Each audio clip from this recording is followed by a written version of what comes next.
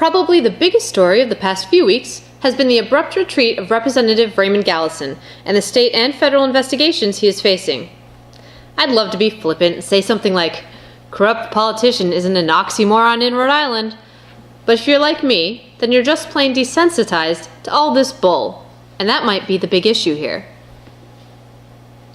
Are you kidding me? Rep. Gallison has served as a Democratic state representative since 2006 and was on all accounts one of Rhodey's pride and joys, even becoming the chief marshal of Bristol's famous 4th of July parade last year. He was the chair of the House Finance Committee before resigning his seat last week, and I don't just mean as the chair of that committee. He resigned his legislative seat, which means big trouble's coming. Reports flooded in that he is in the center of an investigation linked to ethics violations and even prostitution, as the Providence Journal reports. And this isn't even his first rodeo.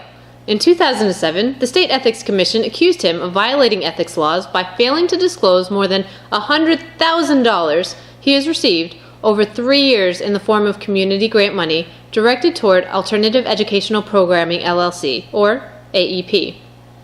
He settled and paid a fine of $6,000 for failing to disclose his employment with the legislatively financed program. And yet, he continued to be an elected official. This is another in a long line of corrupt politicians in our state. I mean, it wasn't that long ago that Gordon Fox's house was being raided and he was changing his address to a federal prison. You'd think that after years of abuse by some elected officials, this state would get wise. The voters would get vocal, and the checks and balances to avoid such abuses would be in full force. But they're not. And guess what? That's on us. We are seeing evidence of abuse like Mr. Gallison's 2007 violation, and we are not doing anything to correct the behavior. I bet when the news broke and you were reading the Providence Journal, probably online, you started laughing because these zany politicians who think they can get away with anything. Well, they can. Because all you're doing is laughing and shaking your head at them the way that you would when a toddler takes markers to the living room wall. We are the ones who are hurt by these scandals, not just because it shakes up our entire government potentially to its deepest levels, but come on, people. Take some pride in your state. Cut down the abusers, the liars, the impotent, and bring up some leadership that's not only going to show some backbone, but also not get arrested in the process. And to all you elected officials who are considering shady behavior, let me help you out.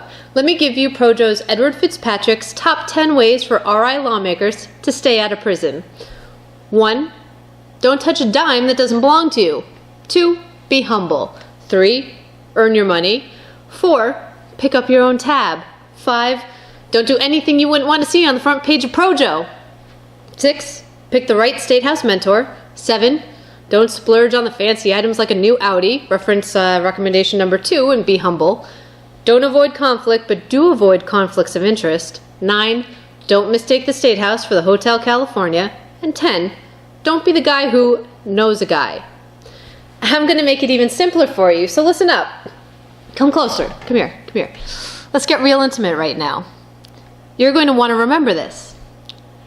Don't be stupid. Don't be stupid. I'm not saying don't get caught. I mean just don't do it. If it's stupid, don't do it. If it's corrupt, don't do it. How hard is that? How hard can it possibly be to just do your job for the state of Rhode Island? Are you kidding me?